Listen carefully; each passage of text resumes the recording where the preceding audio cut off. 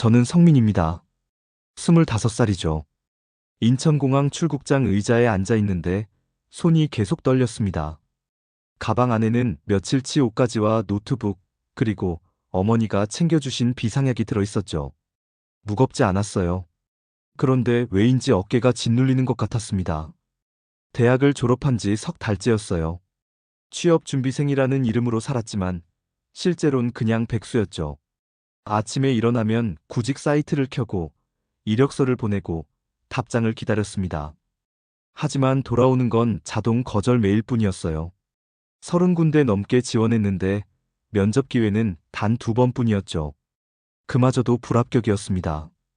돈은 계속 나갔어요. 월세, 교통비, 식비. 통장 잔고는 점점 줄어들었고 부모님께 손 벌리기도 미안했습니다. 그래서 편의점 야간 알바를 시작했어요. 밤 11시부터 아침 6시까지. 시급은 10,000원이었죠. 한 달에 150만 원 정도 벌 수 있었습니다. 그걸로 월세 내고 밥 먹고 교통카드 충전하면 끝이었어요. 친구들은 하나둘 취직했습니다. SNS를 열면 회사 배지를 단 사진들이 올라왔죠. 축하한다는 댓글을 달았지만 속은 쓰렸어요. 저만 제자리인 것 같았습니다. 그러던 어느 날이었어요. 구직 사이트를 뒤지다가 눈에 띄는 공고를 발견했죠. 캄보디아 현지 IT 기업 사무직 채용. 월급 800만 원. 숙소 제공. 항공권 지원. 처음엔 의심했습니다. 당연하죠. 월급이 너무 높았어요. 신입에게 800을 준다는 게 말이 되나 싶었죠. 그런데 자꾸 그 숫자가 머릿속을 맴돌았습니다.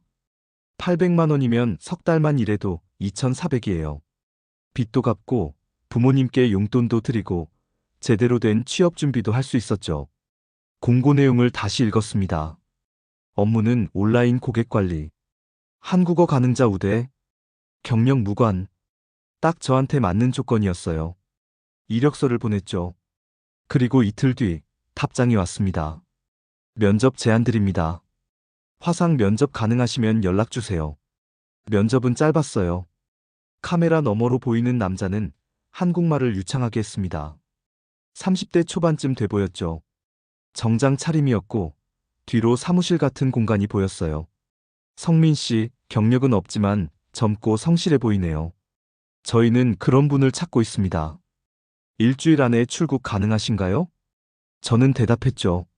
네, 가능합니다. 좋아요. 그럼 항공권 예매해 드릴게요. 현지 도착하시면 픽업 나갈 겁니다. 여권 사본이랑 계좌번호만 보내주세요. 너무 빨랐어요. 그런데 이상하게 거부할 수가 없었습니다. 이 기회를 놓치면 또 언제 이런 조건을 만날 수 있을까 싶었죠. 부모님께 말씀드렸어요. 어머니는 걱정하셨습니다. 캄보디아? 거긴 왜 가는데? 위험하지 않아? 엄마, 요즘 동남아 많이 발전했어. 괜찮아. 한두 달만 일하고 올게. 아버지는 아무 말씀 안 하셨어요. 그냥 고개만 끄덕이셨죠. 표정이 복잡해 보였습니다. 미안했어요. 제대로 된 회사도 아닌데 외국까지 가야 하는 아들이. 출국 전날 밤 잠이 안 왔습니다. 침대에 누워 천장을 보면서 생각했죠. 이게 맞는 선택일까? 혹시 사기는 아닐까? 하지만 이미 항공권도 끊었고 짐도 쌌어요. 돌이킬 수 없었습니다. 공항에 도착했을 때 어머니가 손을 꼭 잡으셨어요. 성민아, 이상한 거 시키면 바로 연락해. 알았지? 응, 엄마. 걱정 마. 다녀올게.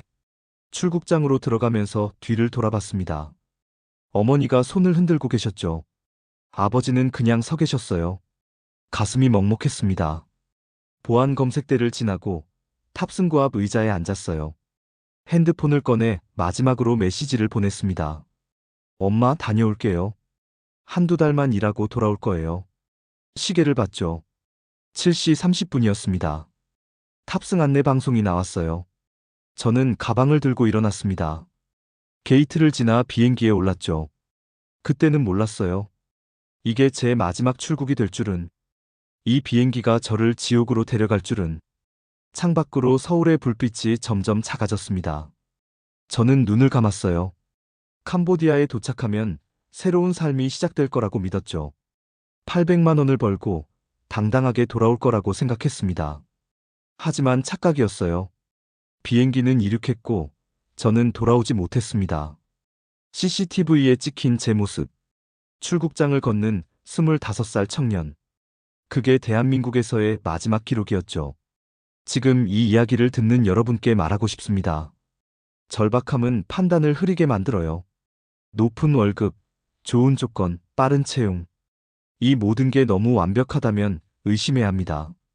제가 그러지 못했던 것처럼 말이죠. 저는 그날 함정으로 걸어 들어갔습니다. 비행기에서 내렸을 때 습기가 얼굴을 덮쳤습니다. 캄보디아는 더웠어요. 서울보다 훨씬 더웠죠. 공항 밖으로 나오니 땀이 등을 타고 흘렀습니다. 가방을 든 손이 미끄러웠어요. 입국장 출구에 남자 둘이 서 있었습니다. 한 명은 키가 크고 마른 체격이었고 다른 한 명은 통통했죠. 둘 다 반팔 셔츠를 입고 있었어요. 손에 종이를 들고 있더군요. 거기에 제 이름이 적혀 있었습니다. 성민 씨죠? 키 큰 남자가 한국말로 물었어요. 발음이 자연스러웠습니다. 네, 맞습니다. 저희가 픽업 나왔어요. 차 이쪽에 있으니까 따라오세요. 통통한 남자는 말이 없었습니다. 그냥 제 가방을 받아들고 앞서 걸었죠. 저는 그 뒤를 따랐어요. 주차장에 흰색 SUV가 서 있었습니다. 차는 깨끗했어요. 회사 차량처럼 보였죠. 안심이 됐습니다. 뒷좌석에 탔어요. 키 큰 남자가 조수석에 앉았고 통통한 남자가 운전대를 잡았습니다. 회사까지 좀 걸려요. 2시간 정도. 좀 쉬셔도 돼요. 저는 고개를 끄덕였습니다. 창밖을 봤죠. 푸놈펜 시내는 생각보다 복잡했어요. 오토바이들이 쉴 새 없이 지나갔고 차들은 질서 없이 움직였습니다. 건물들은 낡았고 간판들은 알아볼 수 없는 문자로 가득했죠. 한국과는 완전히 달랐어요. 점점 도심을 벗어났습니다. 건물이 줄어들고 나무가 많아졌어요. 길은 좁아졌고 포장도 제대로 안 된 곳이 많았죠. 차가 덜컹거렸습니다. 회사가 외곽에 있나 보네요? 제가 물었어요. 네, 조용한 데 있어야 집중이 잘 되니까요. 곧 도착해요. 키 큰 남자가 대답했습니다. 목소리는 친절했어요. 하지만 뭔가 이상했습니다. 점점 더 외진 곳으로 가고 있었거든요. 주변에 사람도 없었고 가게도 보이지 않았어요. 그냥 공터와 낡은 건물들 뿐이었죠. 저는 핸드폰을 꺼냈습니다. 부모님께 도착했다고 메시지를 보내려고요. 그런데 와이파이가 잡히지 않았어요. 로밍도 안 됐죠. 여기 인터넷이 안 되네요. 아, 이 지역은 신호가 약해요. 회사 가면 와이파이 드릴게요. 그렇게 말하고 키 큰 남자는 앞을 보더군요. 차는 계속 달렸습니다. 1시간, 2시간. 해가 기울기 시작했어요. 하늘이 붉게 물들었죠. 18시 40분쯤이었을 겁니다. 차가 멈췄어요. 앞에 건물이 보였습니다. 3층짜리 콘크리트 건물이었죠. 페인트가 벗겨져 있었고 창문엔 철창이 달려 있었어요. 건물 주변으로 철조망이 둘러쳐져 있었습니다. 가슴이 철렁했어요. 여기가 회사인가요? 네, 들어가시죠. 통통한 남자가 차에서 내렸습니다. 문을 열어주더군요. 저는 천천히 내렸어요. 다리에 힘이 안 들어갔습니다. 건물 입구에 경비가 서 있었어요. 검은 티셔츠를 입고 허리춤에 뭔가를 차고 있었죠. 가까이 가니 보였습니다. 경찰봉이었어요. 안으로 들어갔습니다. 복도는 어두웠어요. 형광등 몇 개만 깜빡거렸죠. 냄새가 났습니다. 곰팡이 냄새와 담배 냄새가 섞인. 여기서 잠깐 기다리세요. 키 큰 남자가 말했습니다. 저를 작은 방으로 안내했어요. 방에는 책상 하나와 의자 2개뿐이었죠. 저는 의자에 앉았습니다. 손이 떨렸어요. 핸드폰을 다시 꺼냈죠. 여전히 신호가 없었습니다. 문이 열렸어요. 남자가 들어왔습니다. 40대쯤 돼 보였죠. 머리를 깎았고 얼굴에 흉터가 있었어요. 성민 씨 환영합니다. 저는 이곳 관리자예요. 한국말이었습니다. 완벽한 발음이었죠. 여권 좀 주시겠어요? 등록해야 해서요. 저는 가방에서 여권을 꺼냈습니다. 손을 내밀었죠. 핸드폰도요. 네, 핸드폰도 주세요. 여기선 업무 중에 개인 핸드폰 사용 못해요. 회사 규정이에요. 뭔가 잘못됐다는 걸 느꼈습니다. 심장이 빠르게 뛰었어요. 그건 좀 곤란한데요. 부모님한테 연락해야 하거든요. 나중에 드릴게요. 걱정 마세요. 남자가 손을 내밀었습니다. 눈빛이 차가웠어요. 저는 핸드폰을 쥔 채 망설였습니다. 주면 안 될 것 같았죠. 하지만 거부할 수 있는 분위기가 아니었어요. 빨리요. 목소리가 낮아졌습니다. 저는 핸드폰을 건넸어요. 남자가 받아들고 서랍에 넣었죠. 여권도 함께. 이제 업무 설명 들으러 가시죠. 복도를 따라 걸었습니다. 계단을 올라 2층으로 갔어요. 문 하나를 열었죠. 안에는 책상들이 빼곡히 놓여 있었습니다. 책상마다 컴퓨터가 있었고 사람들이 앉아 있었어요. 20명쯤 됐을 겁니다. 모두 화면을 보며 타이핑하고 있었죠. 아무도 저를 쳐다보지 않았습니다. 여기가 당신 자리예요. 구석 책상을 가리켰습니다. 저는 앉았어요. 모니터를 켰죠. 화면에 채팅창이 떴습니다. 여러 개의 대화창이 동시에 열려 있었어요. 내용을 보니 놀랐습니다. 도박 사이트였어요. 사람들이 돈을 걸고 입금 문의를 하고 출금을 요청하고 있었죠. 이게 무슨 일인가요? 고객 관리죠. 채팅 응대하고 입금 확인하고 문제 처리하면 돼요. 간단해요. 하지만 이건 불법 아닌가요? 남자가 웃었습니다. 비웃는 듯한 웃음이었죠. 여기선 합법이에요. 걱정 마세요. 일이나 하세요. 저는 자리에서 일어났습니다. 저는 이런 일 못합니다. 돌아가겠습니다. 돌아가요? 남자가 제 어깨를 잡았어요. 힘이 셌습니다. 여기 오는데 항공권 얼마 들었는지 알아요? 80만 원이에요. 그거 갖고 가야죠. 처음부터 이런 일인 줄 알았으면 안 왔어요. 이건 사기잖아요. 사기? 남자의 목소리가 싸늘해졌습니다. 계약서에 사인했잖아요. 여기서 최소 석 달은 일해야 해요. 중간에 나가면 위약금 3천만 원이에요. 낼 수 있어요? 말문이 막혔습니다. 3천만 원. 제게는 평생 모아도 없는 돈이었죠. 일 시작하세요. 말 잘 들으면 월급 줍니다. 안 들으면. 남자가 허리춤을 만졌어요. 전기 충격기였습니다. 후회할 거예요. 그리고 나갔죠. 저는 의자에 주저앉았습니다. 다리에 힘이 풀렸어요. 숨이 막혔습니다. 옆자리 남자가 작은 목소리로 말했어요. 저항하지 마세요. 다치고 싶지 않으면. 대만 억양이었습니다. 밤 11시 10분쯤이었을 겁니다. 일을 마치고 숙소로 갔어요. 숙소는 건물 3층이었죠. 좁은 방에 2층 침대 4개가 있었습니다. 8명이 한 방을 쓰는 거였어요. 침대에 누웠습니다. 천장을 봤죠. 눈물이 났어요. 어머니 얼굴이 떠올랐습니다. 다녀오겠다고 했던 제 말이, 한두 달만 일하겠다고 했던 약속이. 복도에서 비명소리가 들렸습니다. 누군가 막고 있었어요. 쇠파이프 소리가 났죠. 제발, 제발 그만. 대만 청년의 목소리였습니다. 저는 이불을 뒤집어 썼어요. 귀를 막았죠. 하지만 소리는 계속 들렸습니다. 여기는 지옥이었어요. 그리고 저는 이제 빠져나갈 수 없었습니다. 첫날부터 닷새가 지났습니다. 저는 매일 아침 6시에 깼어요. 아니, 깨워졌죠. 관리자가 문을 발로 차며 소리쳤습니다. 일어나, 다들 일어나. 씻을 시간은 10분뿐이었어요. 화장실은 하나였고 8명이 돌아가며 써야 했죠.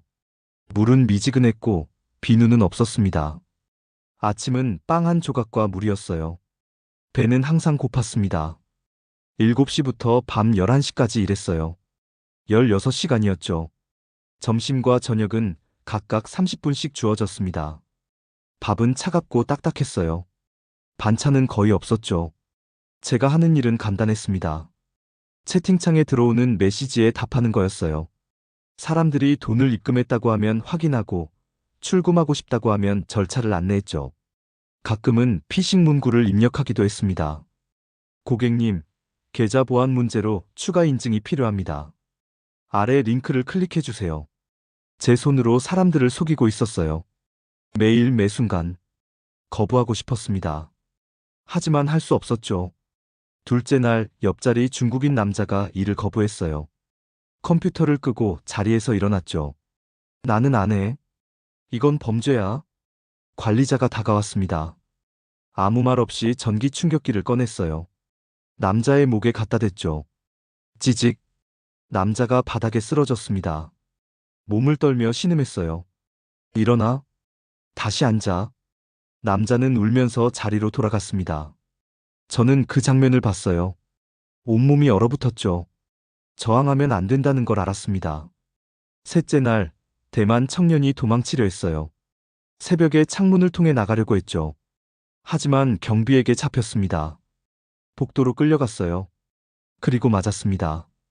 쇠파이프 소리가 방까지 들렸어요. 비명 소리도 들렸죠. 다시는 안 할게요. 제발. 1시간쯤 지났을 겁니다. 대만 청년이 다시 방으로 돌아왔어요. 얼굴이 부어 있었고 입술이 터져 있었죠. 걸음을 제대로 못 걷고 비틀거렸습니다. 저는 다가가지 못했어요. 무서웠거든요. 제가 다음이 될까봐. 넷째 날, 저는 부모님 생각뿐이었습니다. 지금쯤 걱정하고 계실 거예요. 연락이 안 되니까요. 메시지도 안 보냈고 전화도 못했죠. 핸드폰을 돌려받고 싶었습니다. 단 한 통만이라도 전화하고 싶었어요. 괜찮다고 말하고 싶었죠. 아니, 사실은 살려달라고 소리치고 싶었습니다. 하지만 핸드폰은 돌려받을 수 없었어요. 다섯째 날 저녁이었습니다. 관리자가 저를 불렀어요. 사무실로 오라고 했죠. 가슴이 쿵쾅거렸습니다. 뭔가 잘못한 건가 싶었어요. 사무실에 들어갔습니다. 관리자가 책상에 앉아 있었어요. 제 핸드폰을 만지고 있더군요. 너희 부모 연락 많이 하네. 화면을 보여줬습니다. 카카오톡 메시지가 수십 개 쌓여 있었어요. 성민아, 왜 연락 안 해? 도착했으면 전화 좀 해라. 성민아, 엄마 걱정돼서 미치겠다. 제발 연락해라. 제발. 어머니였습니다. 눈물이 났어요. 참으려 했지만 흘러내렸죠. 답장 보내야겠네. 관리자가 말했습니다. 뭐라고 보낼까? 잘 있다고? 걱정 마시라고? 저는 고개를 저었어요. 제발 그냥 놔두세요. 안 되지. 부모가 경찰에 신고하면 곤란하거든. 관리자가 핸드폰을 저에게 건넸습니다. 여기 써. 내가 말하는 대로. 손이 떨렸어요. 핸드폰을 받았죠. 엄마, 나 여기 괜찮아. 일 바빠서 연락 못했어. 걱정하지 마. 절대 신고하지 마. 저는 타이핑했습니다. 손가락이 말을 안 듣더군요. 보내. 전송 버튼을 눌렀어요. 메시지가 나갔습니다. 관리자가 핸드폰을 다시 빼앗았어요. 잘했어. 이제 나가. 저는 고개를 숙였습니다. 눈물이 바닥에 떨어졌죠. 방으로 돌아와 침대에 누웠어요. 천장을 봤습니다. 제가 보낸 메시지를 어머니가 읽으셨을 겁니다. 괜찮다고, 걱정 마시라고, 신고하지 말라고. 하지만 그게 제 말이 아니라는 걸 아실까요? 제가 강요받았다는 걸 눈치채실까요? 알아주세요. 제발 알아주세요. 그날 밤 잠이 안 왔습니다. 한국에서는 부모님이 움직이고 계셨어요. 저는 몰랐지만 어머니는 제 메시지를 보고 이상함을 느끼셨다고 합니다. 문장이 어색했대요. 번역기를 돌린 것 같았다고 하죠. 평소 제가 쓰던 말투가 아니었답니다. 아버지와 상의하셨어요. 그리고 결정하셨죠. 8월 18일 15시 20분. 부모님은 경찰서로 가셨습니다. 저희 아들이 캄보디아에서 연락이 끊겼어요. 이상한 메시지를 보냈고요. 사기당한 것 같아요. 경찰이 물었답니다. 본인이 직접 간 거죠? 네, 취업한다고 갔어요. 그럼 범죄 피해로 보기 어렵습니다. 본인이 자발적으로 출국했으니까요. 하지만 연락이 안 돼요. 분명 뭔가 잘못됐어요. 경찰은 신고를 접수했답니다. 하지만 적극적이지 않았대요. 외국에서 일어난 일이고 증거도 없으니까요. 어머니는 외교부에도 전화하셨어요. 제 아들이 캄보디아에서 실종됐어요. 도와주세요. 외교부는 주캄보디아 한국 대사관으로 연결해줬답니다. 대사관 직원이 말했대요. 가족분이 신고하신 거죠? 본인이 직접 연락한 건 아니고요? 네, 본인은 연락이 안 돼요. 그럼 확인이 어렵습니다. 본인이 직접 구조 요청 영상을 보내거나 명확한 증거가 있어야 움직일 수 있어요. 영상을 어떻게 보내요? 핸드폰도 빼앗긴 것 같은데. 죄송합니다. 저희도 규정이 있어서요. 대사관은 사건을 접수만 했답니다. 담당자는 3명뿐이었어요. 캄보디아 전역에서 일어나는 한국인 피해 사건을 3명이 처리하고 있었죠. 한 달에 신고 건수만 수백 건이었답니다. 부모님은 절망하셨어요. 아무도 저를 찾지 않았습니다. 경찰도, 외교부도, 대사관도. 8월 22일, 푸놈펜 현지 경찰이 조사에 나섰답니다. 하지만 형식적이었어요. 제가 있는 건물 주소도 몰랐고, 회사 이름도 가짜였으니까요. 조사는 이틀 만에 종결됐죠. 확인 불가. 자발적 출국으로 추정됨. 그렇게 사건은 묻혔습니다. 저는 여전히 건물 안에 있었어요. 매일 같은 일을 반복했죠. 채팅 응대, 피싱 문구 입력, 송금 관리. 손목엔 멍이 들었습니다. 등에는 전기화상 자국이 생겼어요. 일을 느리게 했다고 맞았거든요. 밤마다 생각했습니다. 여기서 나갈 수 있을까? 집에 돌아갈 수 있을까? 대답은 항상 같았어요. 아니, 못 나가. 여기서 죽는 거야. 그렇게 시간이 흘렀습니다. 하루, 이틀, 사흘. 저는 점점 무뎌졌어요. 감정이 사라졌죠. 그냥 살아있는 기계처럼 일했습니다. 부모님은 포기하지 않으셨어요. 매일 경찰서에 전화하고, 대사관에 메일 보내고, 국회의원실에 민원 넣으셨답니다. 하지만 아무도 움직이지 않았어요. 저는 혼자였습니다. 완전히 혼자였죠. 그리고 그 혼자만의 시간이 저를 조금씩 죽이고 있었습니다. 열흘이 더 지났습니다. 저는 더 이상 날짜를 세지 않았어요. 의미가 없었거든요. 매일이 똑같았으니까. 아침에 일어나고, 일하고, 맞고, 자고. 그 반복이었죠. 몸무게가 많이 빠졌습니다. 거울을 볼 수 없었지만 느껴졌어요. 바지가 헐렁했고, 갈비뼈가 만져졌죠. 얼굴도 많이 야위었을 겁니다. 8월 17일 밤이었어요. 저는 한계였습니다. 더 이상 버틸 수 없었죠. 일을 마치고 복도를 걷다가 관리자실 앞에 섰어요. 문을 두드렸습니다. 들어와. 안으로 들어갔죠. 관리자가 담배를 피우고 있었어요. 뭐야? 저는 무릎을 꿇었습니다. 바닥에 이마를 댔어요. 손을 모았죠. 제발, 제발 집에 가게 해주세요. 목소리가 떨렸습니다. 울고 있었어요. 일은 다 했어요. 시키는 대로 다 했잖아요. 제발요. 부모님이 기다리고 계세요. 관리자가 제 떠리에 담배를 피웠습니다. 너 여기 온 지 며칠 됐지? 열흘요? 아니, 2주일 가까이요. 계약은 석 달이야. 아직 한참 남았네. 하지만 처음부터 거짓말하셨잖아요. 이런 일 할 줄 몰랐어요. 그건 네 문제지. 계약서에 사인했잖아. 저는 고개를 들었습니다. 관리자를 봤어요. 저 죽을 것 같아요. 여기서 더 있으면 진짜 죽어요. 죽진 않아. 다들 그렇게 말하는데 잘만 살더라. 제발요. 제발. 눈물이 바닥에 떨어졌습니다. 관리자가 한숨을 쉬었어요. 나가. 네? 나가라고. 귀찮게 하지 말고. 저는 일어서지 못했습니다. 다리에 힘이 없었어요. 관리자가 벨을 눌렀죠. 경비가 들어왔습니다. 얘 데리고 나가. 경비가 제 팔을 잡았어요. 끌려나갔죠. 복도에 내던져졌습니다. 다음에 또 그러면 혼난다. 경비가 경고하고 갔어요. 저는 바닥에 주저앉았습니다. 울었죠. 소리내서 울었어요.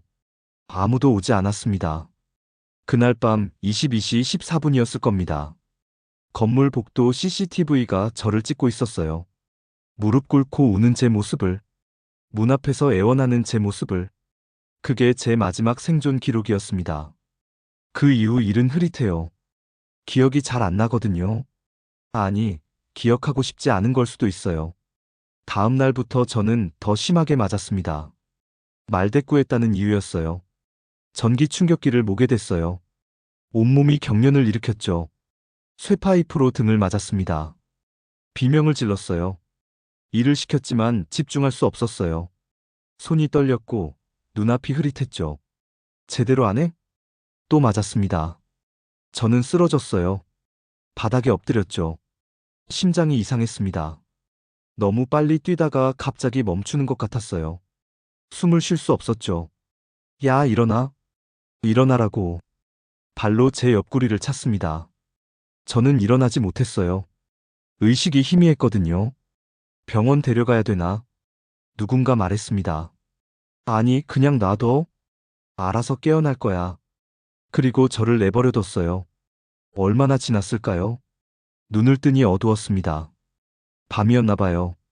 몸을 움직일 수 없었어요. 손도 발도 말을 안 듣더군요. 가슴이 조여왔습니다. 숨이 막혔어요.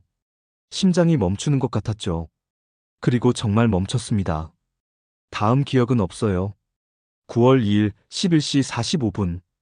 푸놈펜 외곽 NGO 단체가 운영하는 구호창고 뒤편이었답니다. 자원봉사자가 쓰레기를 버리러 나왔다가 발견했대요. 남자의 시신이었죠. 얼굴이 많이 상해 있었고 옷은 찢어져 있었답니다. 양손은 끈으로 묶여 있었어요. 등에는 검게 탄 자국들이 있었죠. 전기화상이었습니다. 자원봉사자는 비명을 질렀답니다. 그리고 경찰에 신고했어요. 현지 경찰이 출동했습니다. 시신을 확인했죠. 신원 파악을 위해 지문을 채취했어요. 대조한 결과 한국인으로 밝혀졌답니다. 이름은 성민, 25살. 저였어요. 부검이 진행됐습니다. 사망 원인은 심장마비로 인한 쇼크사라고 기록됐어요. 하지만 부검 기록엔 더 많은 것들이 적혀 있었죠. 전신 타박상, 늑골 골절, 전기화상 다수, 영양실조, 탈수 증세, 장시간 고문을 받은 흔적이 명백했습니다. 시신이 발견된 장소를 조사했어요. 구호창고에서 300m 떨어진 곳에 건물이 있었죠. 3층짜리 콘크리트 건물. 철조망이 둘러쳐진. 경찰이 급습했습니다. 하지만 이미 텅 비어 있었어요. 책상과 컴퓨터만 남았고 사람은 한 명도 없었죠. 하드디스크를 압수했습니다. 복구 작업을 거쳤어요. CCTV 영상 일부가 남아 있었답니다. 8월 17일 22시 14분. 복도에서 무릎 꿇은 남자가 찍혀 있었어요. 문 앞에서 고개를 숙이고 울고 있었죠. 제발 집에 가게 해달라. 입술을 읽을 수 있었답니다. 그게 저였어요. 마지막 모습이었죠. 경찰은 수사를 확대했습니다. 범죄 조직을 추적했어요. 하지만 주요 인물들은 이미 도주한 뒤였답니다. 중국인 남자 4명, 한국인 남자 2, 모두 국경을 넘어 베트남이나 태국으로 넘어갔을 거라 추정됐죠. 건물에 남아있던 피해자들을 구조했어요. 15명이었답니다. 대만인, 중국인, 베트남인. 모두 저처럼 속아서 온 사람들이었죠. 그들은 증언했습니다. 성민이란 한국인이 있었어요. 매일 맞았어요. 일을 제대로 못한다고. 마지막엔 쓰러졌어요. 그리고 끌려갔죠. 다시 못 봤어요. 한국 대사관에 보고가 들어갔습니다. 담당자가 서울의 부모님께 전화했어요. 성민 씨 부모님이시죠? 유감스럽게도 알려드릴 소식이 있습니다. 어머니는 그 말을 듣고 주저앉으셨답니다. 아버지는 아무 말도 하지 못하셨대요. 시신은 한국으로 돌아왔습니다. 공항 화물칸에 실려서, 관 속에 담겨서. 25살 청년이 돌아온 방법이었죠. 장례식장은 조용했답니다. 친구 몇 명이 왔고 친척들이 왔어요. 모두 고개를 숙였죠. 빈소암 영정 사진엔 제가 웃고 있었답니다. 대학 졸업 사진이었대요. 어머니는 사진을 안고 울으셨답니다. 내가 보냈어. 내가 보냈단 말이야. 내가 말렸어야 했는데. 아버지는 벽을 보고 서 계셨대요. 눈물도 안 흘리셨답니다. 그냥 서 계셨죠. 사건은 언론에 보도됐어요. 캄보디아 취업 사기로 한국인 청년 사망. 보이스피싱 조직에 감금돼 고문당해. 기사는 며칠 나오다가 사라졌습니다. 사람들은 잠시 분노하다가 잊었어요. 당국은 불법 사이트 운영 조직 내부 분쟁으로 결론지었습니다. 범인은 잡히지 않았어요. 지금도 어딘가에서 같은 짓을 하고 있을 겁니다. 저는 죽었습니다. 25살에 꿈도 많았고 미래도 있었던 단지 일자리를 찾다가 800만 원이라는 숫자에 혹해서 그렇게 죽었어요. 돌아오지 못했습니다. 살아서는 제가 죽은 지 10년이 지났습니다. 2025년 10월, 지금 이 순간에도 웬치 단지는 존재해요. 건물은 그대로 있고 철조망도 그대로 둘러쳐져 있죠. 위치만 조금씩 바뀌었을 뿐입니다. 푸놈펜 외곽에서 시아누크빌로, 시아누크빌에서 바벳으로 단속을 피해 이동하면서도 범죄는 계속됐어요. 감금, 폭행, 고문, 그리고 한국인 피해. 10년 전 제가 당한 일들이 지금도 반복되고 있습니다. 한국 외교부 자료에 따르면 현재 캄보디아에 감금된 한국인은 1000명에서 10,000명으로 추정된답니다. 정확한 숫자는 아무도 몰라요. 신고되지 않은 사람들이 훨씬 많으니까요. 그들은 지금 이 순간에도 컴퓨터 앞에 앉아 있을 겁니다. 채팅창을 켜놓고 피싱 문구를 입력하고 송금을 관리하면서 핸드폰은 빼앗겼고 여권도 없고 도망칠 수도 없죠. 저처럼요. 캄보디아 현지의 스캠 산업 규모는 GDP의 25%를 넘어섰답니다. 국가 경제의 4분의 1이 범죄로 돌아가고 있는 거예요. 정부는 묵인하고 있습니다. 아니, 암묵적으로 허용하고 있죠. 단속한다고 하지만 형식적이에요.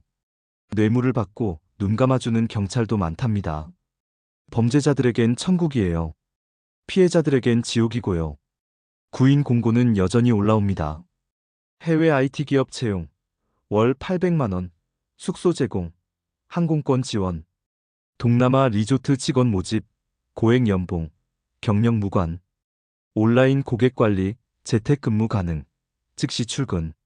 문구는 조금씩 달라졌지만 본질은 같아요. 믿기죠.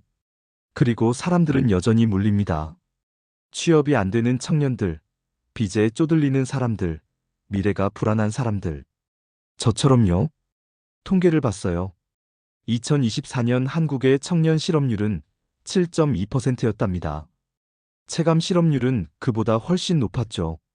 20명 중 1명은 일자리가 없다는 뜻이에요.